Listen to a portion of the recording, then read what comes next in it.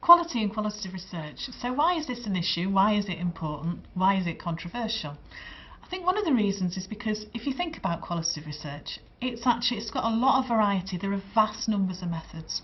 If you just think of something like how we might interview people, there are lots of different techniques we could use. Critical incident technique, repertory grid technique.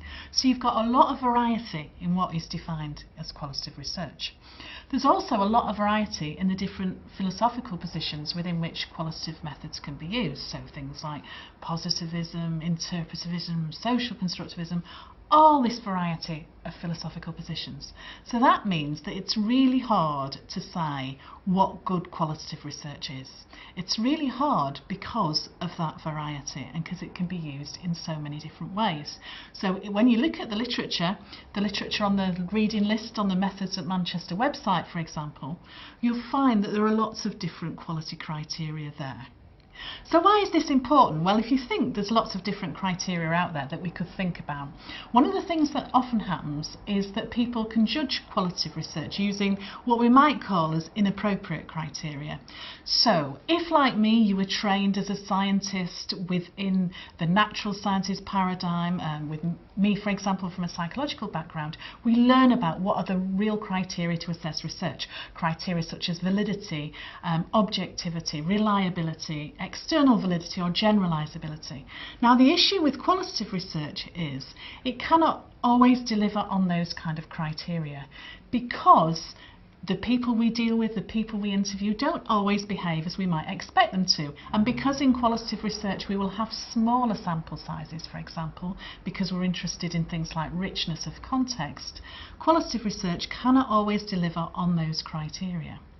So how have people dealt with this issue? Well, what this has meant is that a number of people have sought to develop alternative criteria for the assessment of qualitative research. The first people who really started talking about this were Lincoln and Guber and Lincoln in 1985, 1989.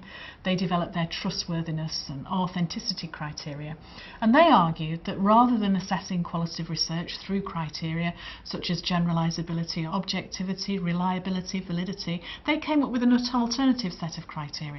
Things like confirmability, things like transferability. Rather than arguing that our findings are generalizable to vast populations, let's talk about the extent to which the richness of context we understand from our qualitative research is actually transferable to other contexts.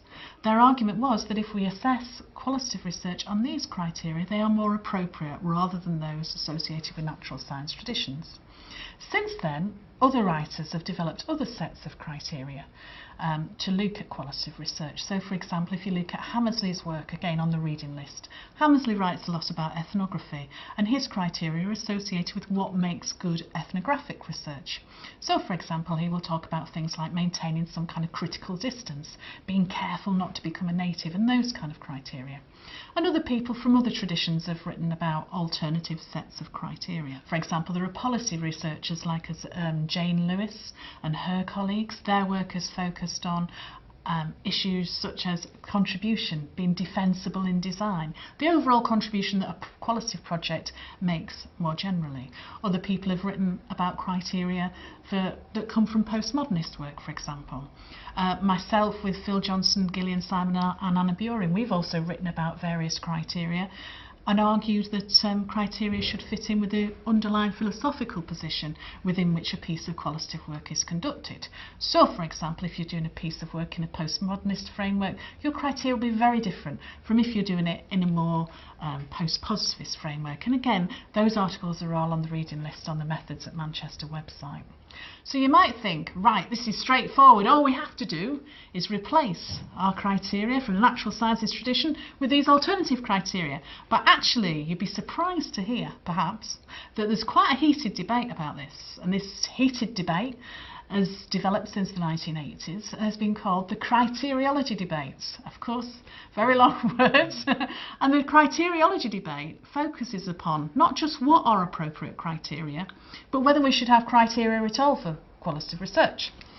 And the reasons behind this debate, people like Schwant have argued. They've said, what do we really like about qualitative research? We like its flexibility, we like the fact that there is a lot of variety, we like the way it's innovative, And the issue is, if we generate alternative sets of criteria and seek to assess our research on those criteria, doesn't that limit us in some way? Won't that structured framework limit us?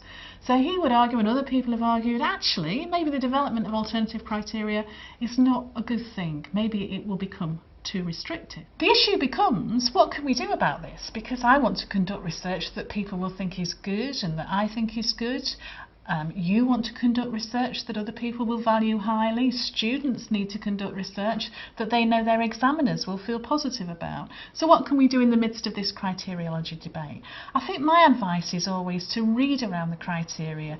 Think about what criteria you feel are particularly appropriate to your research. Think about how you might apply those criteria and tell the people who are assessing your work what those criteria are, where you've got them from, what informs them.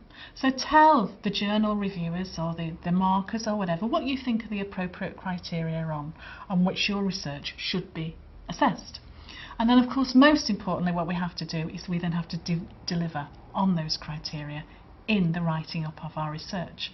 But the other thing I think is important is that we think about quality in our research as an ongoing process. So we're constantly trying to reflect on what's happening in our qualitative research, how we're using the methods, trying to develop our reflexive skills in interrogating our own assumptions and critiquing our own work.